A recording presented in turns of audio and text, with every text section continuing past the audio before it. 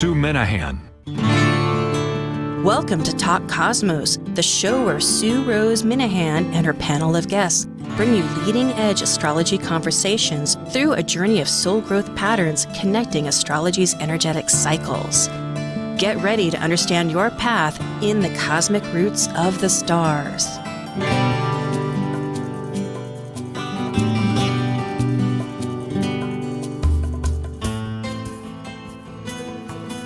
Sue, please unmute.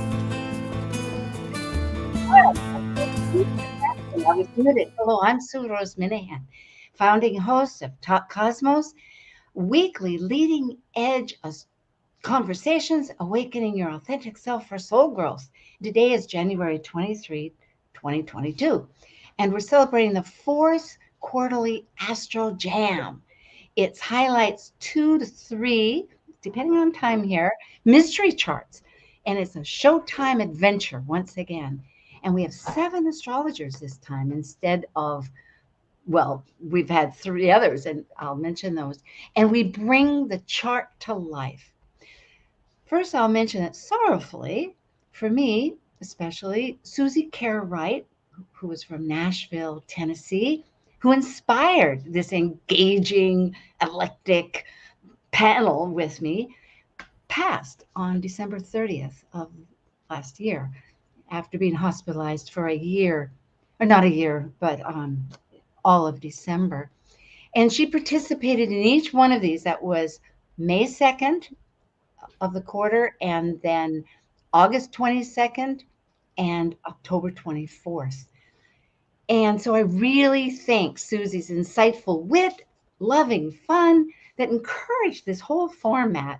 And it is an old format of Astro Drama, but brought on the screen. We don't have the body connection. And I really love this format. It's an ongoing mystery tour of charts. So we'll remember her by continuing this fun. It's a dynamic, spontaneous, planetary dialogue. And I really want to thank you all for those people watching us and perhaps have continued with the Astro Jam in this experience, because it's an inner process of how planets work potentially in our heads and souls. So if you want to keep up with Astro Jam on the quarterly basis, just subscribe. It's always a simple affair, simple event on talkcosmos.com and or on the YouTube channel. And of course, we are a podcast for those friends of yours that may not have the YouTube available or are listening in the car, who knows. But at any rate, now is the time that I want to introduce these 6 amazing, wondrous astrologers for this adventure today. So first I have Ray Sapp. She's the new owner and publisher of the Mountain Astrologer magazine and passionate about psychohorology, sexology, and narratology. And Ray is a second-generation astrologer and lifelong student of the craft. And you can find her, as she says, between the covers of TMA, that's the Mountain Astrologer, or as, quote, the breathing time machine for the whichwaycafe.com. Hi, Ray. Hi, Sue. Thanks for having me. Yeah, goodness.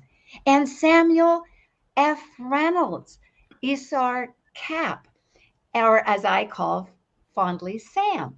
And he's a former skeptic, had a life-changing visit to an astrologer, and ever since for 30 years doing charts, studying astrology, and a lot more, as you'll find out.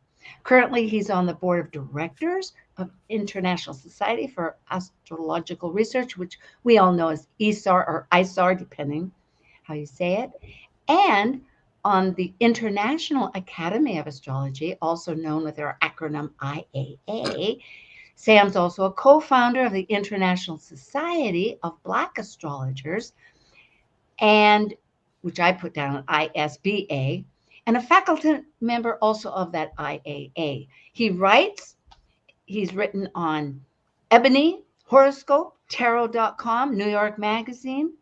He's an international conference keynote speaker, such as NORWAC and others, I think in India, and it's extraordinary, and lecturer. And he also, of course, is a consultant, a traditional astrology consultant, and teaches webinar classes, which often you find on his website, unlockastrology.com. So, yes, and you will notice that go to our, always for all of our wonderful folk, we have all their bios. If the link doesn't open on some point, just go to our bios. You'll find everybody there. 4th season. So now we have Sean Kelly. Now, Sean has worked with many of the world's renowned astrologers, from Kelly Fox, Jan Spillard, Henry Seltzer, Michael Luton, and he's instrumental in the 2000s driving business for tarot.com that has Rick Levine and the late Jeff Jower, and done thousands of charts, and considers himself a perpetual student of astrology, which I am in class with Sean. I agree. And he's currently drives the marketing for anthologybrands.com. So we have 2 more. Thank you, Sean. Glad to have you. We have Marie O'Neill, MBA, founder of Padma Life Coaching, Santa Rosa. And I haven't said where everybody's from, but we have 3 people from California here. And with years of a life coach astrologer, she's a speaker, past life regression facilitator and lecturer, a distinguished Toastmaster, always an ambition of mine yet to be, Toastmasters International, and on board of director with TEDx Sonoma County, astrology mentor with FCEA, astrology conference lecturer. And she published recently, as of this last year, a book, And the Lotus Opened. She facilitates a biannual healing retreat presented by her website that she founded, or not website, but her, yes, Padma Life Coaching. And it's twice a year, and the dates change every year. So thank you, Marie, once again. Thank you. And last but not least is Jeff Peters, the lively astrologer with 52 years as a practicing astrologer, and he's currently leaning in the evolutionary avenue.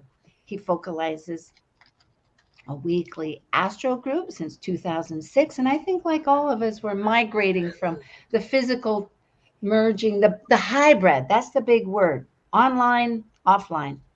He blogs to Facebook weekly, posts called Celestial Chatter for the past few years, and posts weekly to YouTube, The Lively Astrologer. He graduated from Stephen Forrest. Oops, not last but least. Boy, I can't count. Jeff's number 5. Okay. And Evolutionary Master Level Astrology with Stephen Forrest. And he follows a path of energy work through shamanism. And his website is astrosshapeshifting.com. So now we come, in all great show business, I remember when I saw Frank Sinatra on stage at Puyallup Fair way back 3 years before he died.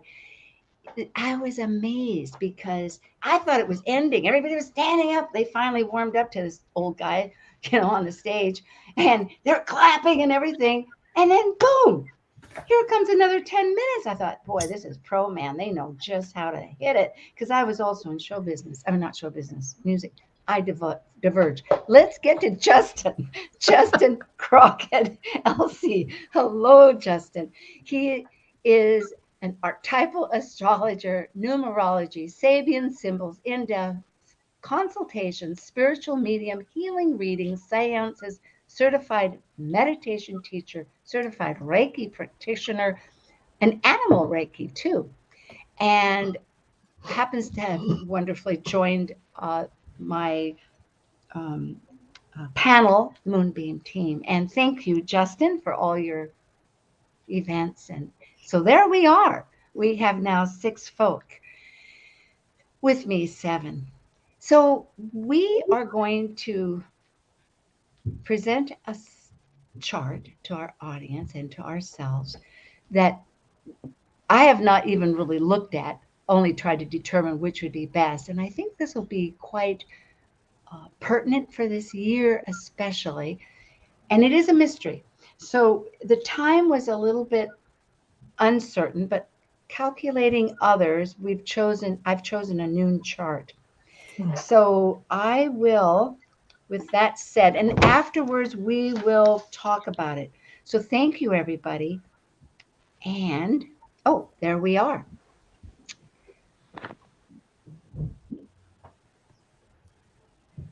I am Mars, and I'm not sure if it's friend or foe that I'm dealing with, but I'm going to, I just need to purge into gathering all this data, and I know that there is a higher way to go. I'm going to just continue to remember the other people in my life regardless, and try to make this work. Well, I am the moon.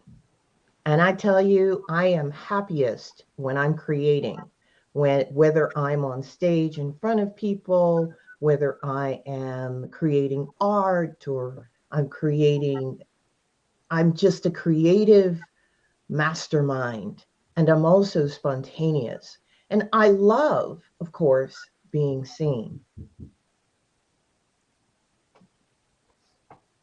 Well, I'm the sun, and I've just got to say, it's really funny, Sue. This is the layout of my own birth chart in terms of the house placements.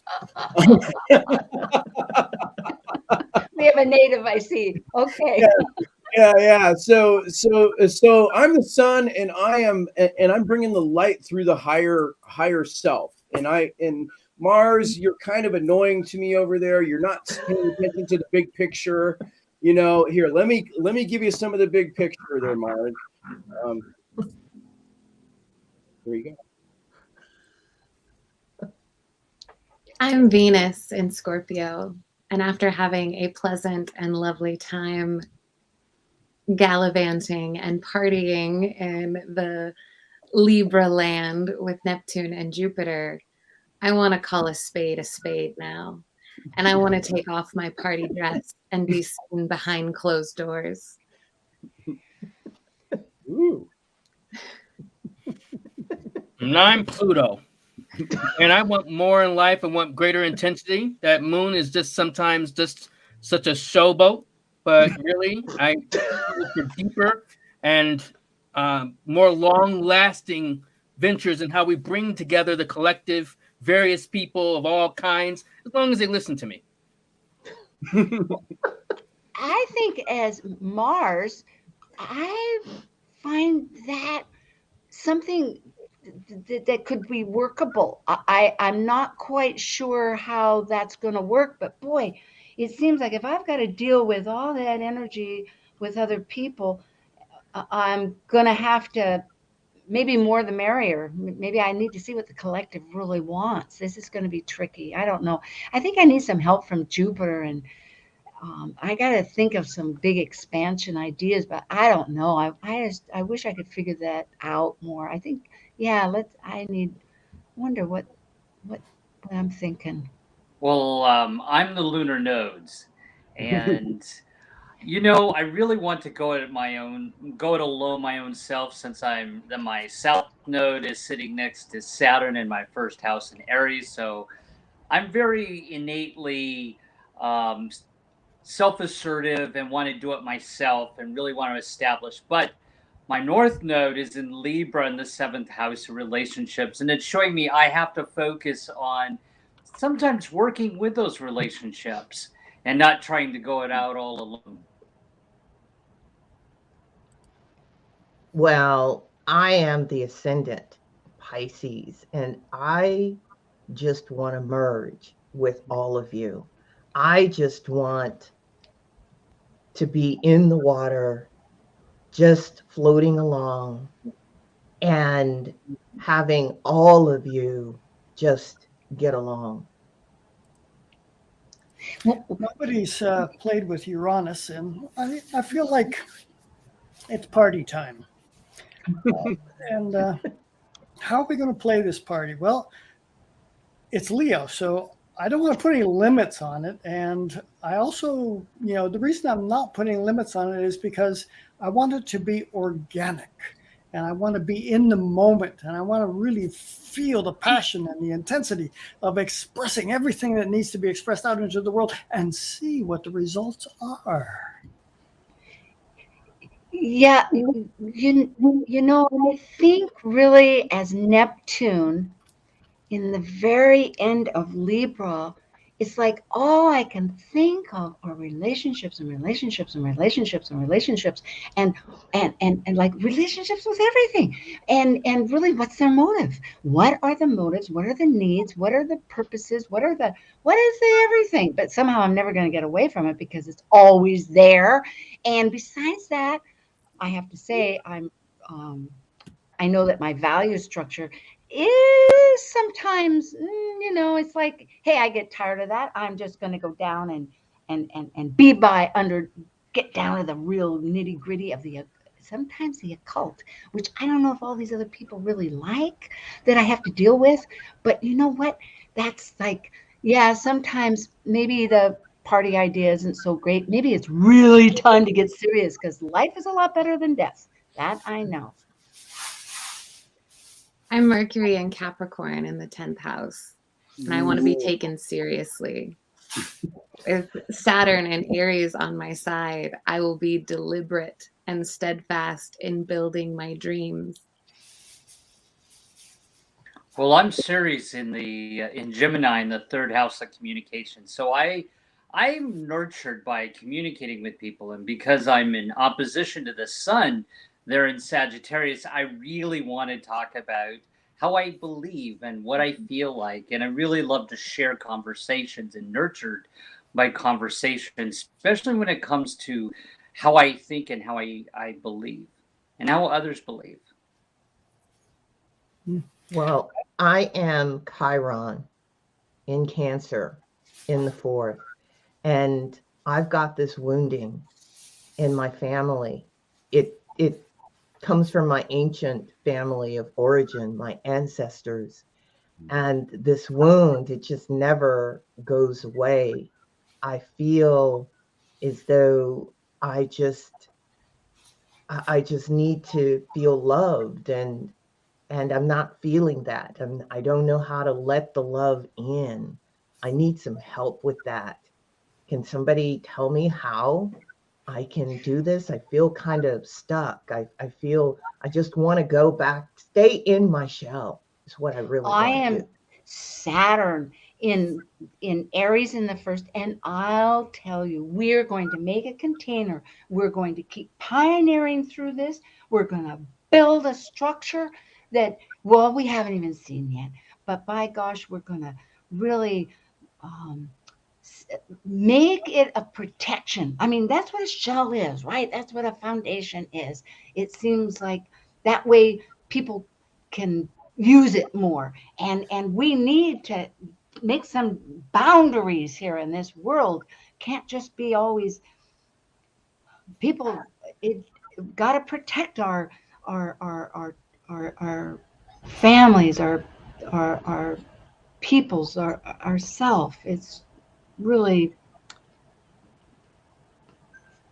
onward, forward.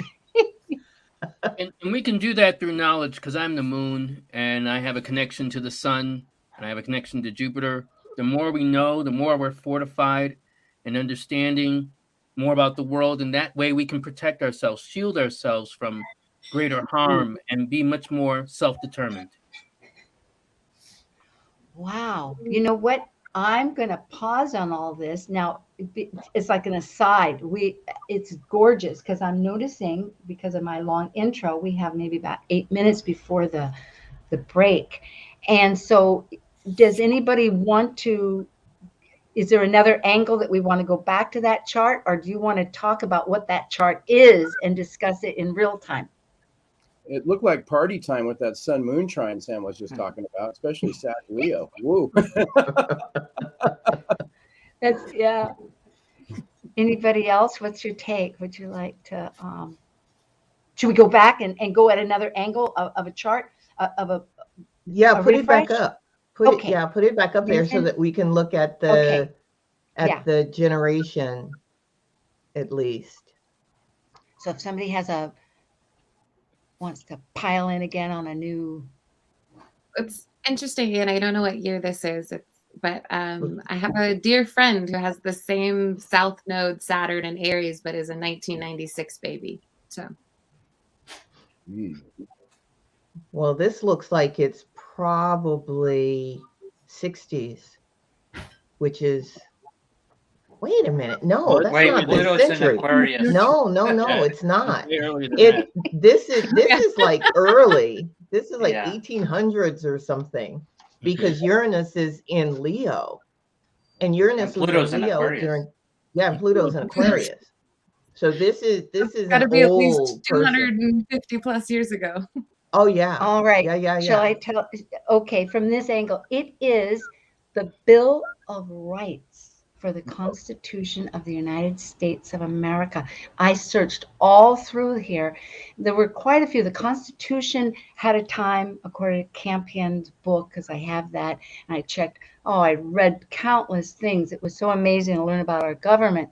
But the Bill of Rights is the first 10 amendments to the Constitution that we have. And the Constitution was, looking at history, as I learned again, instigated.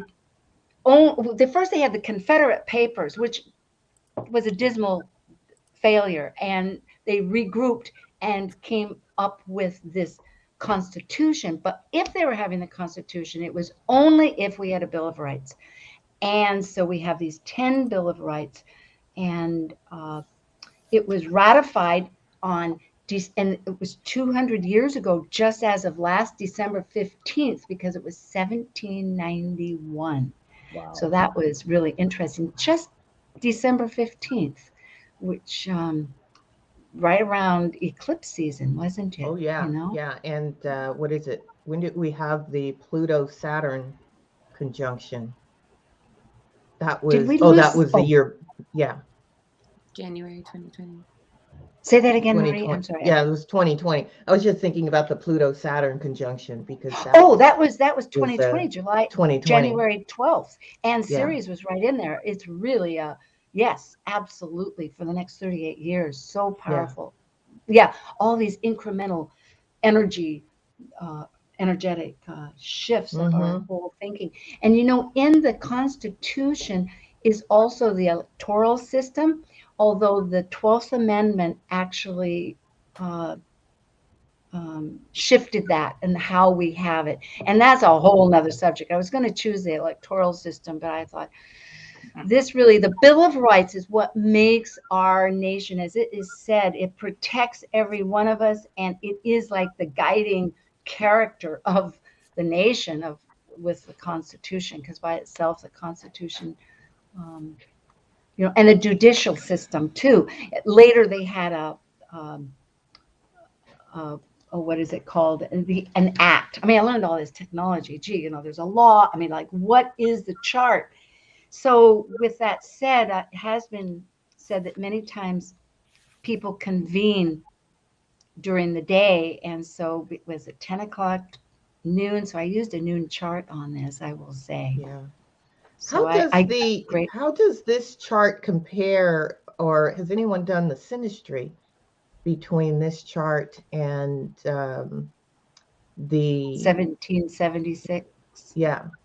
I don't know. And interestingly, there are a number, and when you start looking at these, there's so many charts that some group of people decide this is the chart. Of course, we know on 76, July 4th, 1776, that we all refer commonly as Independence Day, there's a Gemini in the morning chart.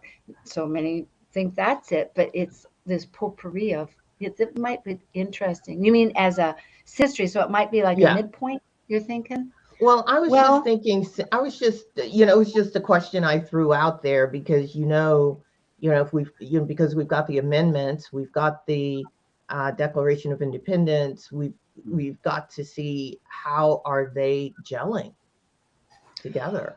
Well, partly remembering that it took, after independence, 8 years, I think, for Congress and for them to declare victory. It is amazing as time, it's like 250 years almost.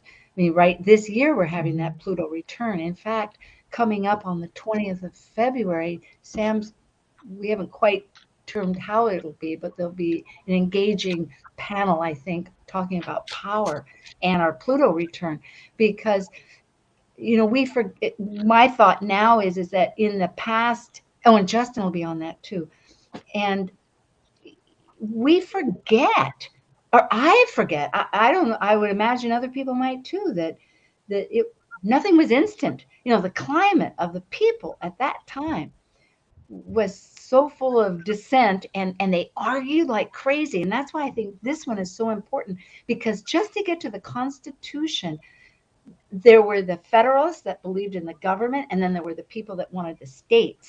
Thomas Jefferson was one of those people. It's so touted. And then Madison, it was Madison that I hadn't realized that really kept the gel together. But so in other words, yeah. I see there's an old issue of TMA, like from the early 90s, and I was reading it the other day. I grabbed what I thought might be it. But it actually discusses this and the idea of, is it the birthday of independence or is it the ratification? And it uses actually a different chart in that article that I believe is an Aquarius chart, but I will look it up after this and I'll send it. Oh, good. Because there is one, I know there's so many. There is if I can, let me see, March 4th, 1789 was when the Constitution was in effect. And that's when the Bill of Rights were, yes, thank you, I agree. Whoever's dog is agreeing with us, this could be important. We have to listen to our animals. Yeah, and that's when they founded the Supreme Court. Of course, this was in New York City, too. So they hadn't yet decided on where the capital was going to be. That wasn't until 91 they finally got the capital District of Columbia, because that was going to be another chart I did. But you're right, it would be interesting, Ray, to find that out, because these dates get to be challenging. Now this one is when the Bill of Rights, according to what I researched, which was, back to the business again, come on, Sue,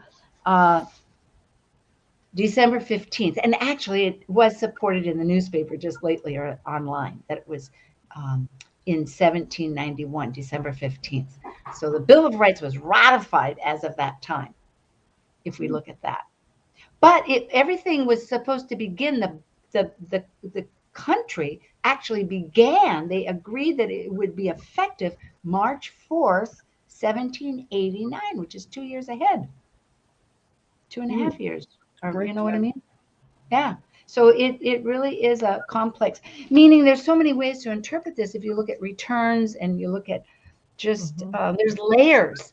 So I think we're in a long dynamic of struggles and transitions and new accountabilities, new chances to look at what life is. Well, we are now a little past, but we are going to take a little break and return with Astro Jam with 6 wonderful astrologers: Marie O'Neill, Justin Crockett-Elsie, Samuel F. Reynolds, Jeff Peters, Ray Sapp, and Sean Kelly. And thank you. We'll be back.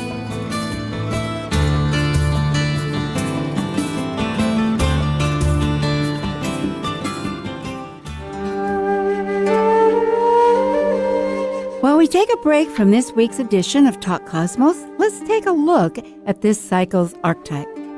We are currently in the Yang period of Aquarius, ruled modernly by Uranus, and Saturn in traditional astrology by the ancients. By leaving a cycle based on governing structures through both man-made and universal laws, Aquarius breaks established patterns, permitting the energy of freedom, just as its ruling planet Uranus spins on its side and orbits backwards. As a fixed air sign represented by the water bearer pouring the spirit of cosmic energy, Aquarius seeks to find like-minded, intuitively aligned souls to connect in social groups for the elevation and improvement of all. Are you tired of your old patterns? Looking for a change? Join me, Amanda Pierce, on a 4-week experiential journey to discover who you truly are. Unlock the universal energy within through guided meditation geared to engage the active mind. Learn effective shielding techniques to harness your sensitivities and turn them into strengths. And master an extraordinary manifestation position to co-create with the universe on a deeper level. Class is held Saturdays, January 29th through February 19th on Zoom. Whether you're just starting your spiritual journey or wanting to deepen your connection to Source, this course is appropriate for all levels. For complete details, contact me at amandamoonastrology@gmail.com. You are more powerful than you know. Talk Cosmos brings you leading-edge astrological conversations with hour-long programs each week on KKNW. The show goes live every Sunday from 1 to 2 p.m. Pacific.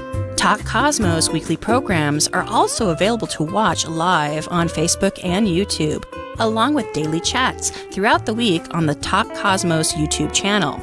While you're there, make sure you click like and subscribe buttons so you can get the full Talk Cosmos experience. Or, if you'd rather listen to the show archives with audio only, the entire podcast collection since 2018 is available on most podcast carriers. So, grab your coffee, tea, or kombucha and enjoy the show. Hello, this is Catherine Zumstein of EarthSkyAstrology.com, and you're listening to Talk Cosmos on Alternative Talk 1150 AM, where we discuss the meaningfulness of our roots in the stars. Conversation you won't find on the rest of the dial. Alternative Talk 1150. Hello, yes. It's Sue Rose Minahan again with Talk Cosmos, and this is Astro Jam, the 4th occasion on January 23rd. And what is Astro Jam? We explore how the planets are talking. They're mystery charts, and we have 6 adventurous souls here to help go this journey with me. And so grateful for each and every one. I just find it astounding when people voice what a planet might be. It's like, oh my gosh, that's so true. Yeah.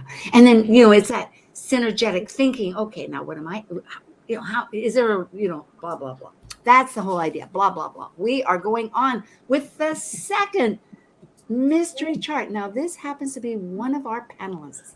We don't know who, picked out of a hat. No, not really. This person did divulge that it would be okay. And I'm keeping it very much with just that. So no, it would be, let's see, it's not that one. It's this one. Ta-da! Okay. Except I wish my so here we go. Does somebody want to jump in with a thought? This is accurate. This is an accurate timed chart. So what you see is what you get. Wow. That sun in the 9th house. I am that sun. I am going. Oh, I'm going to take an aside. My apology. Retrograde or whatever, perhaps. But the person's emphasis would be on, there's a T-square. There's an aspect with Jupiter, the philosopher. We know the expansion planet, and a yod. Although I had there's yod tendencies, whether it's a yod with Jupiter and then some of that with Saturn. But however you see that, so that was where the person was hoping to, whatever was could be enlightened as far as dynamics about that. So I'm going to offer, who wants to start this off? You can jump right in.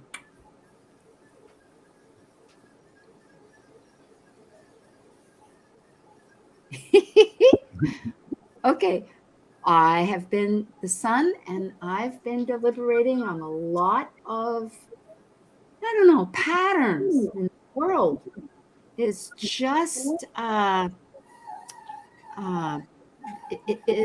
quite, there's so many factors. And, I don't think they're all the greatest sometimes, but they're there, and they need to be, somehow it's going to help work this out. So I do have to deliberate sometimes. It's an interesting expression, and I'm going to voice them. People are going to somehow have to know, but I do need to think about these things. Well, I'll go next. I'm Jupiter, and I'm in Aquarius in the fifth house of my creativity. So I'm a teacher, and how I seek to grow and expand is through intellectual development. Um, so my skill set is I'm a teacher in the group. However, I'm going backwards and I'm retrograded, which means I'm going to be a little bit of a late bloomer, maybe later in life, coming to ultimately what I'm supposed to be doing as far as a teacher. And I'm in Aquarius, of course, so I teach astrology. As I much am. as my Go head, ahead. as much as I'm in my head, I'm also in my heart and my body. I'm the moon, and I'm a pretty sensitive moon, even though I may not seem that way on the surface. I deal with a lot of different feelings, picking up a lot of different energies, picking up a lot of different moods, even from other people. And sometimes even those particular moods and feelings become overwhelming, which is why then I have to kind of go in my head and deliberate. I am Pluto, and I'm in the 12th house in Virgo. I am extremely deep. I can go to the depths of the ocean, yes, even though it is in Virgo. It is still in the 12th house, which is a water house. And I continually transform and release, and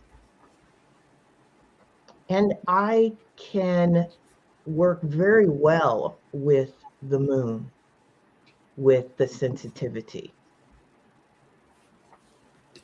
I'm Mars and Leo in the 11th house, and I've got my radical buddy Uranus to join me. We're rock stars. We go hard and fast, and we play all night long. Whoever can keep up with us will have to be able to sing with the birds in the morning, too.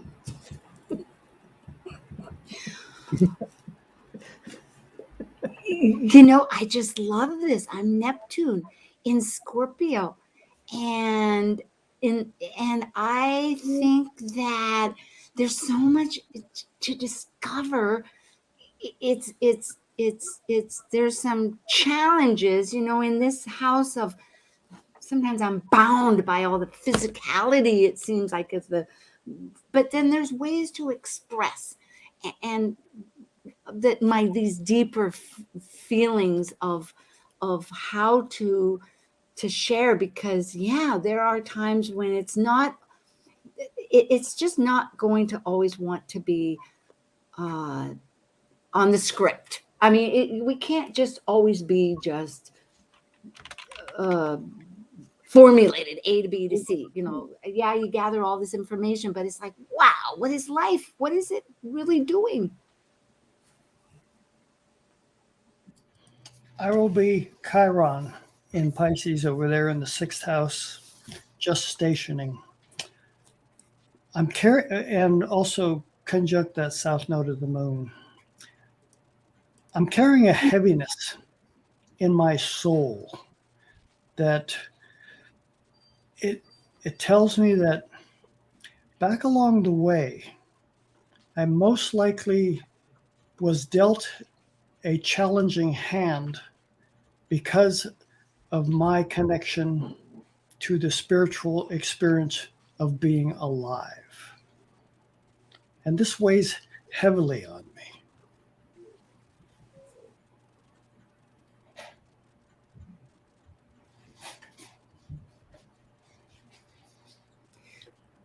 Well, I'm Venus up in the 8th house, and I'm talking to Chiron, letting it know that, you know, love will find a way. But it's a little, it could be nasty a little bit there, you know, in that 8th house for Venus. But there is emotional value and fulfillment that I get there. and I can support that Chiron. I can do the work. It may be, I may perceive it as over self-sacrificial, but I could get it done. I've got Pluto's help, so to speak, with kind of showing me clearly how my power might not be being utilized properly. And I'm Ceres. I'm right close. We're embraced. Venus. I mean, but I'm Ceres, and with all this said and done, there is so much grief. We have such. It's like life has pathos in it, and the experience is the fathoms of loss or betrayal is of magnitude that is really pretty astounding. But I am a survivor, and I am going to nurture and find a way, and I do find a way. I find a way to nurture and give value and to find value and to use that compost. I'm composting and reseeding and offering those little sprouts to everybody. Bravo. And I am Saturn in the 4th house at 29 degrees. There is nothing that I can do that I can get away with. I am karma ripens the minute I do something incorrectly. My childhood was definitely challenging with a lot of structure. However, as long as I did the work, the hard work of Saturn, Jupiter came along and gave me a wonderful reward. Mm-hmm. I am Hermes, speaking to you from the 10th house and drawing a connection, purveyor of knowledge, purveyor of information. I'm trying to draw a connection between Pluto and Chiron to allow them to utilize the energy of Cancer. What was my connection to clan and family back along the way, that right now I am able to present in a conscious enough way to recognize that being a business person, I also have to remember to recognize the value that family presents in that matrix. Well, I'm the lunar nodes, and my nodes are between Virgo and Pisces, and as Pluto and the ascendant have already pointed out, I'm very logical, rational about things, very practical, down to earth personality. But innately, I'm also have this creativity, this Pisces creativity. So I'm learning in life between logic and reasoning versus intuition and creativity, and balancing my discernment versus my intuition. And because my nodes are between the 12th and the 6th house, the subconscious and the house of health, in an astrologer's chart, I'm helping them understand some aspects of a person's subconscious and psychological health, and they have some skill sets towards medical astrology. Ultimately, because Chiron is conjunct my south node, I'm a healer. And as Pluto's already pointed out, I go really deep in transformation and analysis of the subconscious. I am the North Node itself in Virgo because I am always listening to so much to that South Node. And I mean, it seems like if I was to put a scale in life, I don't know which is heavier, my pain or where I got to transform that pain. But then, so, sometimes, and so it's always a matter of thinking, yes, but I'm in a territory where, nobody really cares about the details. I can I mean, the details are all there, and I can kind of let them merge in and reform. Because if I do look at my childhood that I'm trying to transform with, like how to, that structure that does seem to be a tailgate on my pathway as I'm charging along, it's like, I'm in this territory where I can think, I am in Virgo, and calculate, like reflect, what was it that I wanted when I came into this world from the spirit world? I mean, I had a pretty tall order. Talk about the smorgasbord of life. Gee, I have a lot that I have to digest here. What with the thoughts here of the clan and family and healing. And so, as they say, master heal thyself, or hippopotamus, or whoever it was, Hippocrates. Can't say the words very well, but it's like what I think is what I get. And so what am I aligned to? It's a constant restructuring of a higher alignment. It's not always easy. I'm in this mortal person, but I know that there's a path.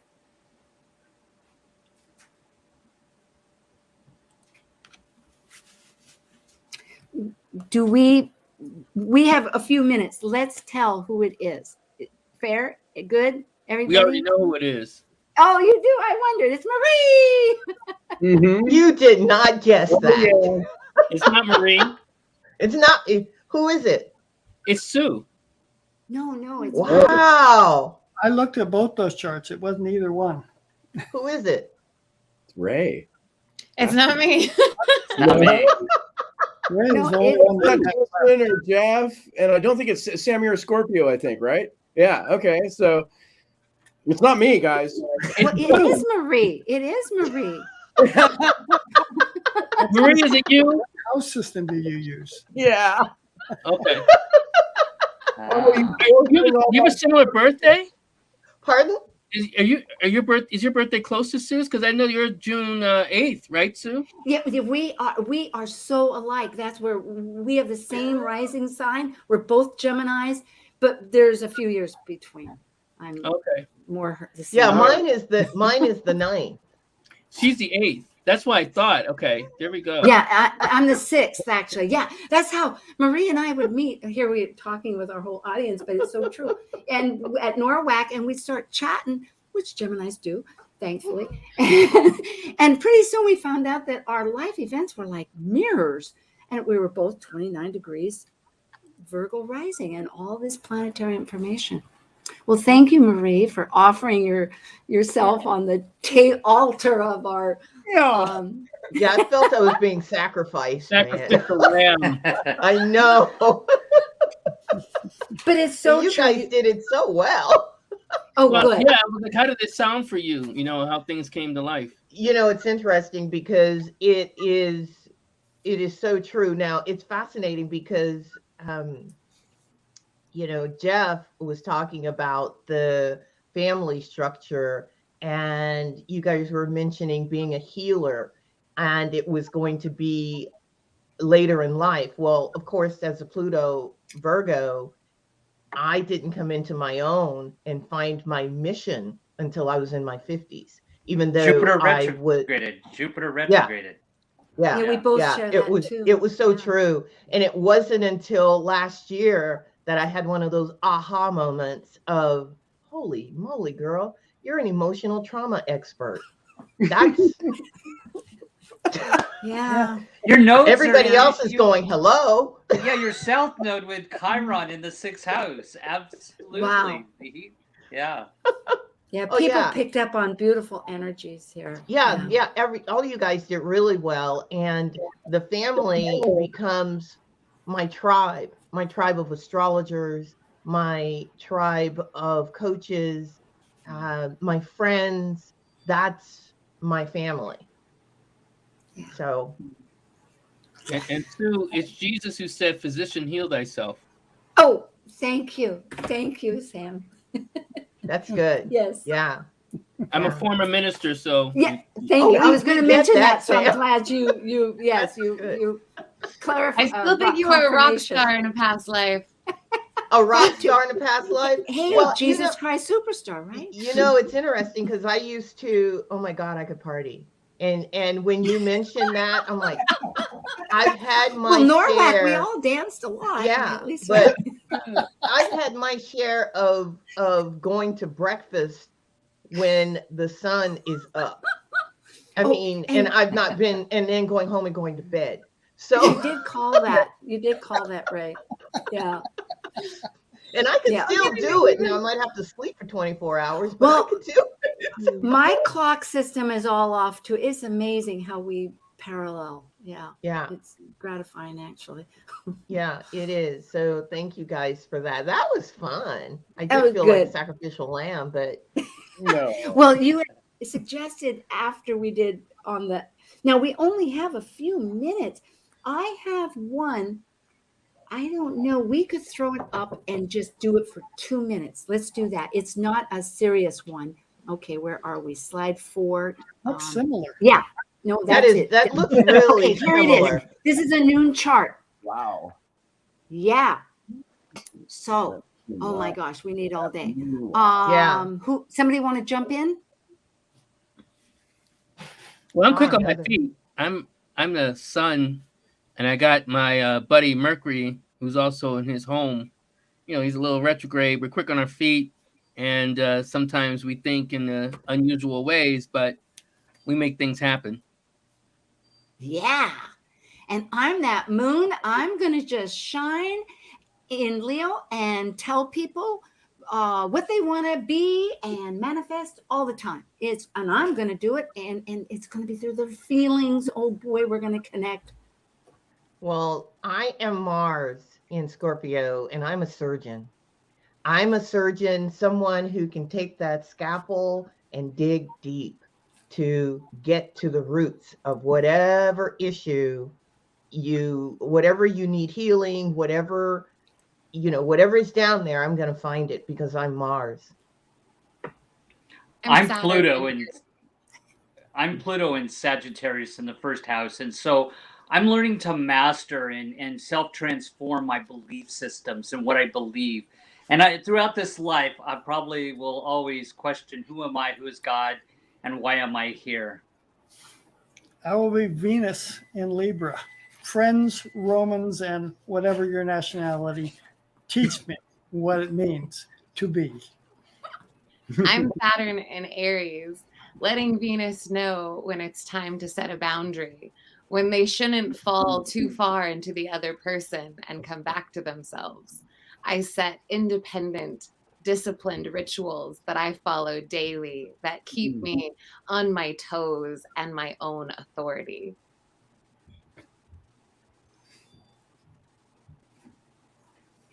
Life is really a bowl of cherries sometimes. I'm not sure, but I can't decide always whether I'm going to be Uranus or Neptune. It seems like we see things kind of differently, but we're in the same valley together. And I think there is a way we both, personally though, I think it has to be, there's this business of being authentic is something I got to communicate with people about. And then I wonder, am I knocking against the boundaries or their conditioning, or is it my trauma? I don't know. It's a whole ball of wax. I'm Mars. But we don't have much time. Yeah. Did you want to say something? Oh, yeah. No, just that Mars in the ascendant, man. I'm ready to go and be competitive. Woo! Bring the fight. Yeah, you got it. Marketing soul. It is Netflix. That happened to be, that happened to be in 1997. And I've got it. Where the heck is it? Okay, it was August 29, 1997 in Scotts Valley, California, which is near Santa Costa. Yeah. And it went streaming in 2007. So you could look at a different chart later. But this was when they were just mailing out the CDs to everybody and stuff. And they have a whole life. It's an amazing life story about how they got started and stuff. But isn't it amazing? And again, I didn't have a chart, but I know that from a time, which most of these I have to have a time.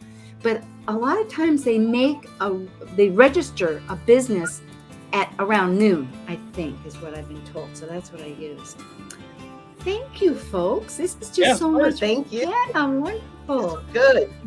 Yeah, so for our audience, please just go on to Talk Cosmos. You will find all the websites of everybody. We have 4 seasons. We're finishing up our 4th season, and we'll come back with another Astro Jam for the 5th season. And today is the 23rd, and I've been with really quickly Sam Reynolds, Jeff Peters, Ray Sapp, Sean Kelly, Justin Crockett, Elsie, and Marie O'Neill with myself. And it's just a blessing. And glad to have you. And I'm thinking of ways, I got to hang up, don't I? I'm thinking of ways of connecting. So keep in touch. Thank you for joining us on Talk Cosmos, the show where Sue Rose Minahan and her panel of guests connect soul growth patterns with the energetic cycles of astrology. Be sure to tune in next Sunday at 1 p.m. Pacific Time to continue your journey through the roots of the cosmic pathway.